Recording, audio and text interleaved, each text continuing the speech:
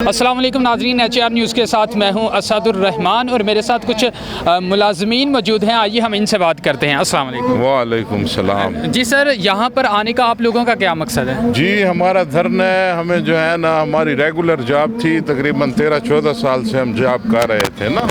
पहले हम 96 में भर्ती हुए, पहले हमें नवाज शरीफ ने निकाला था, फिर सियासी बुनियादों पर, फिर हमें 2009 में पीपल पार्टी की हुकूमत ने बहाल किया।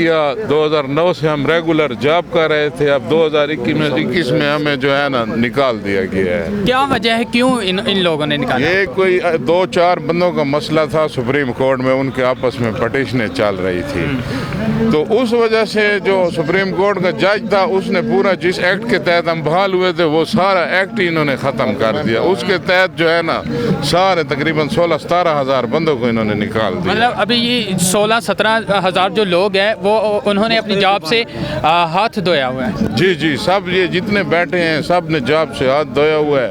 अच्छा, आप कितने दिन से इधर हैं?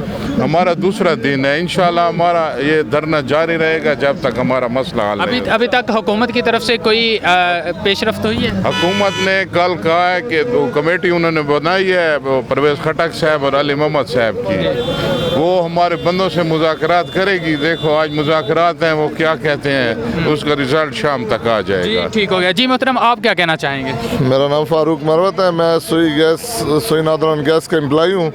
हम 1996 में भर्ती हुए और फिर 97 में नवाज शरीफ ने सियासी बुनियाद तो इंतकाम का निशाना बनाते हुए निकाला। फिर 2009 में सदारती ऑर्डिनेंस के तहत बहाल हुए और उसके बाद पार्लियामेंट के एक्ट तहत और उसके ऐवान बाला यानी सेनेट से वो बिल पास हुआ और हम मुस्तकिल किए गए। फिर 2012 में IB के कुछ दोस्त गए थे अपनी सीनियरिटी के लिए सुप्रीम कोर्ट, तो सुप्रीम कोर्ट ने आवे का आवा ही पलट दिया और पूरे का पूरा एक्ट जिसमें 16,000 मुलाजमीन, तो मैं नहीं कहूँगा 16,000 ख़ानदान कहूँगा, तो 16,000 ख़ानदानों को उन्होंने दर पदर कर दिया, बेरोज़गार कर दिया।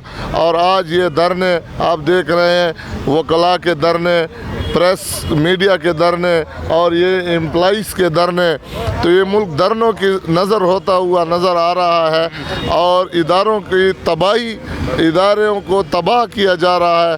तो हम मुअज़्ज़ज़ चीफ जस्टिस सुप्रीम कोर्ट से दरमंदाना अपील करते हैं कि खुदारा हमारे बच्चों पर रहम करें। हमारे बच्चे भूख से मर रहे हैं, स्कूल नहीं जा पा रहे हैं, स्कूलों की फ़ीसें नहीं हैं।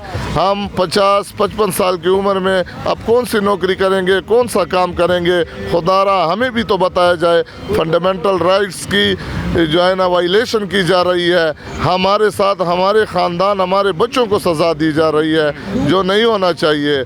तो खुदारा इंसानी हकूक़ की तंजीमें, पार्लियामेंट और वज़ीर-ए-आज़म पाकिस्तान जो 1 करोड़ नौकरियां देने वाला था, अभी तक करोड़ लोगों को बेरोज़गार तो तकरीबन कर चुका है। जी हाँ जी, बहुत शुक्रिया। जी हाँ नाज़रीन, आप समाअत कर रहे थे, यहाँ पर कुछ मुलाजमीन हैं वो भी एहतजाज भी करवा रहे हैं। इसके साथ साथ अगर देखें कुछ सहाफ़ी बरादरी जो है वो भी यहाँ पर जो अपना एहतजाज है वो रिकॉर्ड करवा रही है। अपनी मेज़बान असदुर रहमान को इजाज़त दीजिए। अल्लाह हाफ़िज़।